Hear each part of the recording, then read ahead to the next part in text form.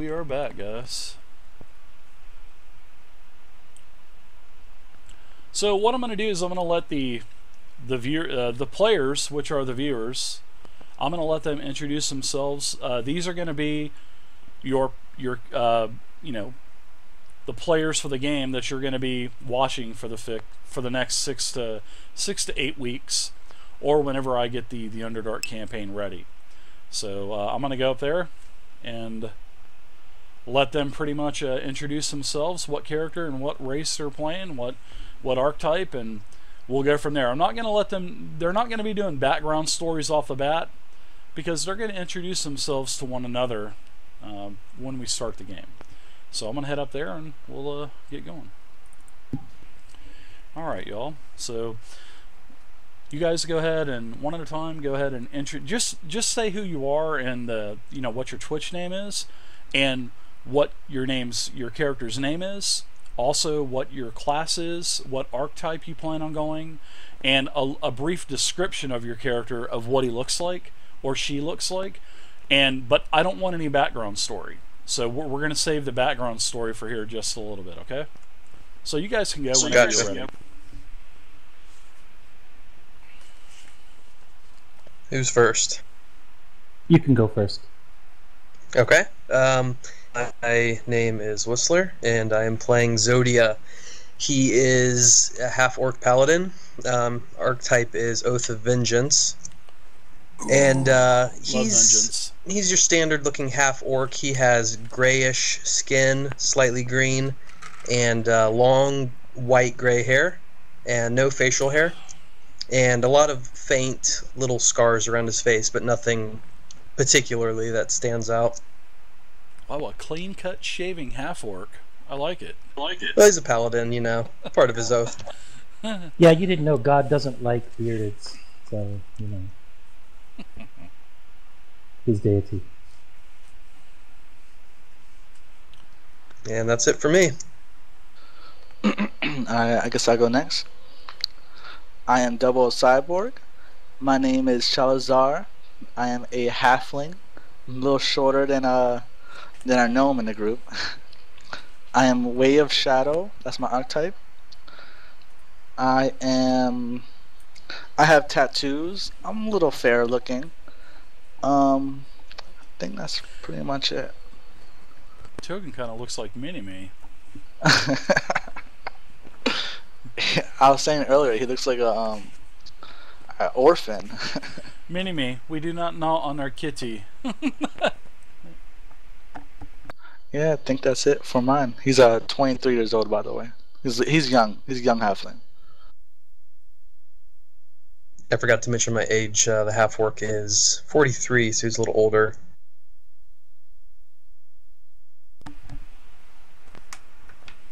So, Rain, do you want to go next, or should I? I don't mind. I can go if you want. Go ahead. Okay. I am Freedex Rogue. I am playing the character Rain, who is a thief rogue. She is 5'7", 150 pounds, with purplish skin, probably more human looking than what you see as most tiefling tokens, but she's got horns and a tail, and pretty devilish looking. I thought oh, and she's 26 as well. Wasn't the paladin sort of looking like Chris Helmsworth as well? Yes, he was. Yeah, because I remember Rain gave him a 20 looks roll last week. Yep. Yeah, critical hotness. Gave everyone looking good. Actually, never mind. Zibit doesn't look too good.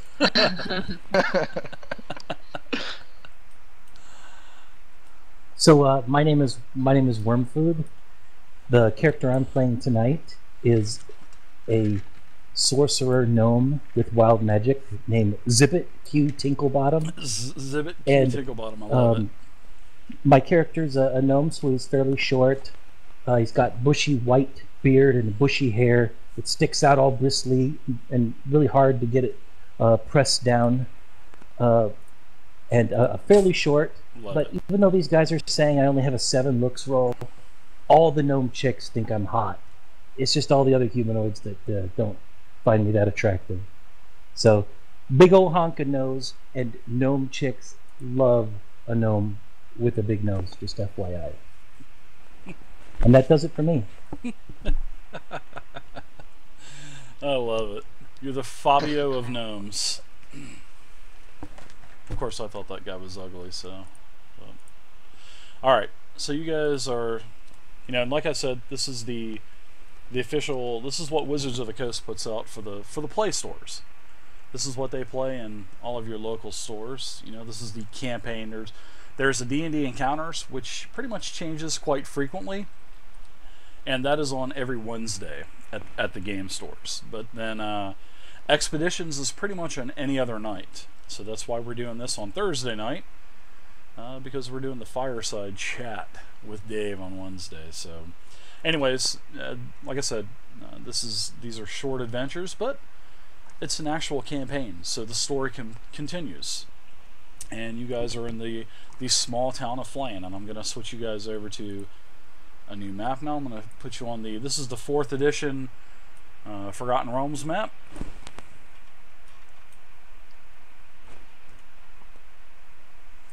And you guys can zoom in a little bit here.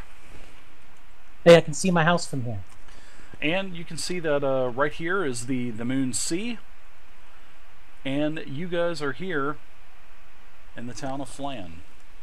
Now, you guys have been in Flan for several weeks. This is a town that has kind of attracted you guys. You guys do not know each other, and you've been living in sort of like a public community living quarter, and you've been staying at the Madame Friona's Tea Kettle, which is one of the nicer establishments in Flan. And pretty much that Flan is a tumultuous place. There's been a lot of raids and a lot of what appears to be factions that are pulling for power of Flan. You guys are in the Tea Kettle, and you were told that Madame Friona's Tea Kettle was the place where adventurers could find work and avoid the hassle associated with other places in Flan. So far, that has been true. Madame Friona, a stout and officious halfling who runs this establishment with her 5 daughters, has proven the most excellent hostess. Although you have had to share a common bunk room with several other adventurers, the evening meal was excellent and the atmosphere pleasant. You are just preparing to bunk down for the evening when one of Friona's daughters peeks into the room. She calls a few of the adventurers, including you, into the hall. "Pardon the interruption," says the halfling girl named Reese. "This is one of Friona's 5 daughters that you've noticed. She's probably the shyest one as well. She tells you that a chap just came into the common room downstairs and asked me to fetch you. Something about some coin needing to change hands for an easy job." And then as she's telling you this, she's playing with her curly red hair. And it seems like she's a bit nervous as well. And you 4 are here. And you 4 have seen each other around Flan. You've seen each other in the Tea Kettle. You really haven't had a lot of conversation with one another. So you guys are kind of looking at each other like, she's talking to us maybe, or she's talking to who? So you guys go ahead and RP this out if you want.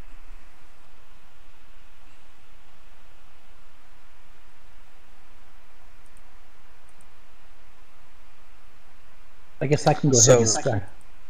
No, go ahead. Not all at once. So, who is offering this job again? You said it is Reese. You notice Reese as one of the daughters of Madame Friona, which Madame Friona is the halfling that actually owns this establishment, the Tea Kettle. Okay. Well, Zodia would like to ask Reese where this person is who's offering the work. He's downstairs in the common room, and she tells you that she can show you the way, and she said that she will wait outside until you guys are ready, and she shuts the door. So you guys, she's actually speaking to all of you. So if you guys want to go ahead and introduce your characters to one another now, tell a little bit about your characters. Looks like you guys have been recruited for something. Especially there's some coins that need to be exchanged. Well, I think it's always great news when there's coins involved. So I start packing up my stuff because I know it's going to be kind of a long mission. Start loading everything up and put it in my monster backpack. My guy weighs 40 pounds and my backpack is 99 pounds worth of stuff, so that's always a hit. 44 pounds what? I have 99 pounds worth of stuff in my backpack, but I weigh 40 pounds. So that's always awesome. I notice that the gnome is packing his stuff up, and I ask him, where do you think you're going? Hey, if there's coins involved, I think it's probably going to last a while, so I'm packing up my stuff, and then I'm going to go down there and see what's cooking. Thanks, Tetris Girl, for the follow. I kind of laugh at the idea of a halfling wanting to do mercenary work, or a gnome rather wanting to do mercenary work, but then I give him a second look and see he looks like he's been in some scuffles, some adventures, and I ask him what his name is. Good RP, I like it. So my name's Zibbit. I'm a sorcerer from afar, and I've only been a sorcerer for a short time, but I'm telling you, in that short amount of time, I've done some pretty crazy stuff. Sorcery. I kind of like raise my eyebrow to both of them, and I'm over here like, I've done deeds for coin before with fellows I've never worked with before. I might get into this adventure as long as it leads me to coin. Well, I need money to head back home to Baldur's Gate because I don't have enough to get there. So, if anyone wants to join me, I'm gonna go talk to the guy downstairs. I like it. I shake my my brass orb that I have. That's like it's like an 8-ball. I shake it. Ooh. As I look at it, when it answers, it gives me yes. You should join this group. You head explode. There is one thing though I want to make sure though. I want to go through my stuff and make sure I still have everything since we have been bunking with the tiefling. Everyone knows that tieflings like to pilfer. I notice as I get closer, the gnome sort of gets, I guess, timid and starts checking his stuff. So I sort of scoff and go, I probably don't even need a party. I could probably earn this coin myself, and I'll start walking off, offended by the gnome. No problem. I go and I love assist the gnome with putting his stuff, since my stuff was already packed and neatly put away. Very nice. So you guys are heading down? Let's do it. Alright, so you guys open up the door. Reese is there. And she says, this way. And she kind of scuttles down. You guys head down a flight of stairs. I've got a map for you already.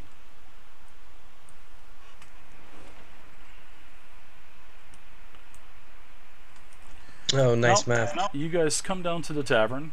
This is the This is the tea kettle, and you can see that Madame Fiona is behind with one of her other daughters, and her other daughters are serving food to customers, taking pints of ale or other mysterious drinks. And you can see that there's actually quite a full house here this evening.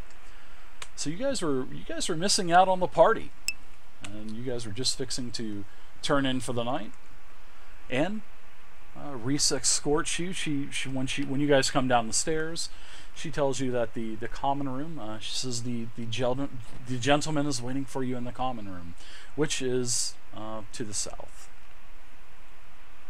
which is over this way. This is where the common room is, and that's where you actually exit the tavern as well. You guys should be able to move your tokens around. I bowed her. Yeah, before I jump into the common room, I'm going to reach up on that bar and just grab that mug of ale and chug it real fast. Get my wits about me. Then I'm going to run to the common room. Of course, I had to stand up on the bench to do it, but it's done. She shakes her head and says, "Silly adventurers." I stand next to the doorway. All right, so When you guys enter the common room, you see that there is a hooded figure alone at the large table. And this mysterious figure motions you into the room and says, "Please come in, my friends. Please come in. Sit down. Sit down. We have much to discuss." I obviously sit directly across him so I can get a good look at his face or something like that. You actually cannot. You actually cannot see his. You cannot see his face. Actually, Rain.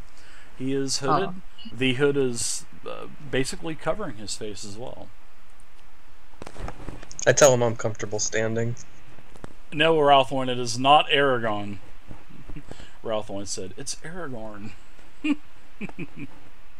So, as you guys all sit down, you notice that this hooded figure, he does keep his face obscured by his hood, of course, and the tone of his voice is very low, and it appears that he's obviously trying to disguise it as well. And then he says, "Please, half-orc, have a seat. There will be no troubles here." So, can we discern what race this guy is? I mean, just from his height and maybe his hands look like or anything like that? It appears that he's human height. I mean, you can't tell if he's human or you can see the tone of his skin, which is pale, so he could be maybe a human, maybe an elf, a type of elf, maybe a half elf. Just scanning his clothes, does it give me any indication whether they're noble or maybe he's an adventurer's clothes or just something like that, just to kind of get my lay of the land?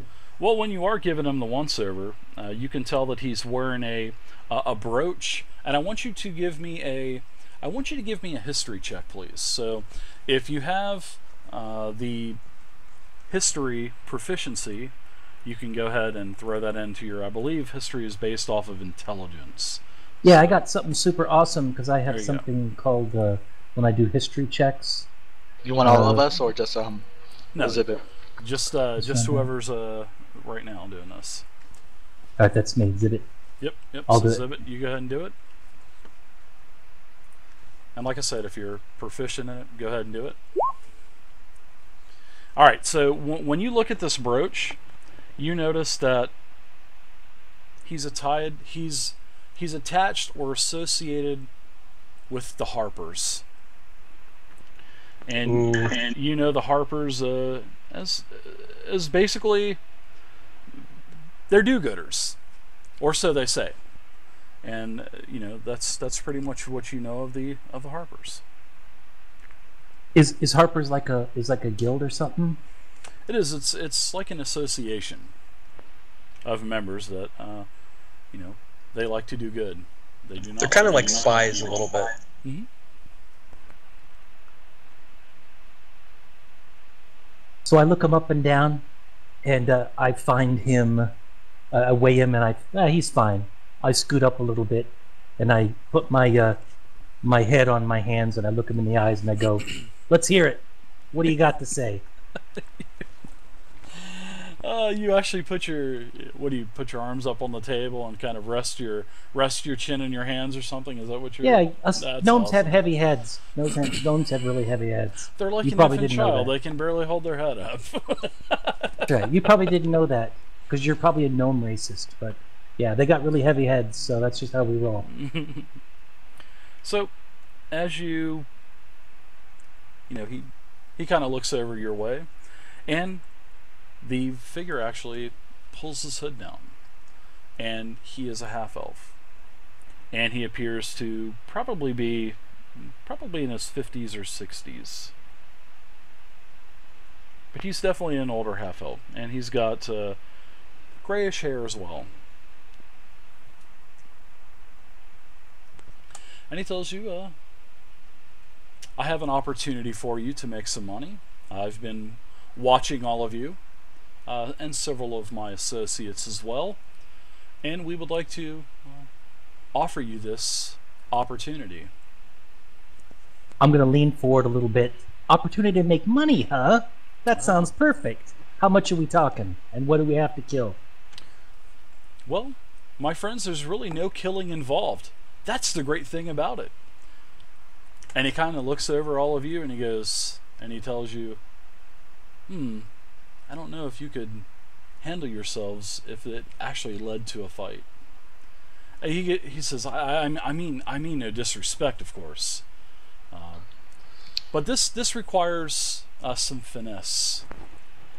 And the figure, the half elf, he tells you that the association that he works for and the partners of his, they have captured a merchant, and this merchant was going to illegally purchase a red dragon egg. Yes, my friends, a red dragon egg was going to be purchased here in the area of Flan. So my associates and I want you folks to basically pose as this merchant that we have captured and go to the buy site. We want you to make the transaction. But here's where it gets interesting. And he pulls out this this pin. I want you to place this magical device on one of them so that my associates and I, we can track this person or persons associated with the transaction. That will give us more information on them. I look at him and say, red dragon egg, eh? Well, that's going to cost you a bit. Well, my friends, I am most eager to pay. And I don't know what you think, but the sum of 200 gold is what I have to offer. And that is for everyone. So, you could do with it as you wish. You can split it 4-to-1. It doesn't matter to me. But I'm willing to pay 200 gold. We can split it 3 ways. I'll take 2 of those ways. I look at him and I look at the tiefling and was like, what makes sure that we just won't steal the egg for ourselves and just wander off? Maybe you're being watched. I can't send my associates in there. I can't myself go in there, because then the whole plan would be foiled. So mind you, you will be watched, and I don't recommend you trying to steal a red dragon egg, and especially if it hatches on you. What are you gonna do? What are you gonna do if it hatches on you? Oh, well, I already have that plan. We have plenty of tamers that can handle a red dragon, I assure you. We just have to get this egg, and I cannot give you the reason why. That is why I am hiring you. Is there to make any way transaction? I'm sorry. Hey Dave, is there any way I can check to see if he's lying? Maybe using the red egg for evil. You can do an insight. So to see if you want to basically make sure he doesn't have evil intentions in mind, right? Yes, for the dragon. Sure. You can give me you can go ahead and give me a wisdom check, and if you have the insight proficiency, you can add your proficiency bonus with that as well. So basically, whatever is on the insight column, because you guys have your skill checks set up that way. So I'm kind of a gentleman gnome, and I really haven't caught this guy's name yet. So I introduced myself as Zibbit, Sorcerer Supreme. What does this guy say his name is? You can call me Zemmi. I rolled at 8. You think he's telling you the truth? I'm sorry, go ahead. I look at the tiefling and look at the gnome, and I take a quick peek at the halfling behind me. Well, if it's in for the coin and if he's telling the truth, then yeah, I'll help you guys out with this mission. Well, I'll tell you, I'm definitely in, but I do have a question for Zemmi. And my first question has got to be, Zemmi, how in the world can a gnome, a half-orc, a tiefling, and a tattooed monk carry this off that we're these merchants? Obviously, merchants don't look like us. We're seasoned, powerful adventurers. How do you think we're going to pull this off? He just kind of chuckles and he says, "Oh, you are definitely the most powerful adventurers here in Flan, that is for sure." Can I look to the gnome real quick Sure. and go, have you ever heard of a magic called illusion? I've heard of illusions. I mean, I'm a gnome after all. But yes. Now the light doth shine on my head. I'd like to do something if I can. Sure. I have a paladin ability called Divine Sense, and it lets me detect within 60 feet if there is celestial, fey, or undead beings. Okay, you detect none. So I guess, is it an action? Okay. So there's Yes. casting involved? He just kind of looks at you and asks you. I don't do anything. It opens my senses to make me aware, but I don't physically do anything. It doesn't take an action, or does it take an action, or is there any kind of components like verbal, somatic? No. Or does it not say? It's an action, but it's like a sensory thing. Okay, that sounds good. So that's very disappointing. You detect nothing. You detect nothing like that here. So does that mean I'm not celestial? Oh, that's so disappointing. However, the tiefling... No, I'm just kidding. Oh my god. Alright, I want to ask him why I shouldn't just destroy the red dragon egg, because red dragons are nasty.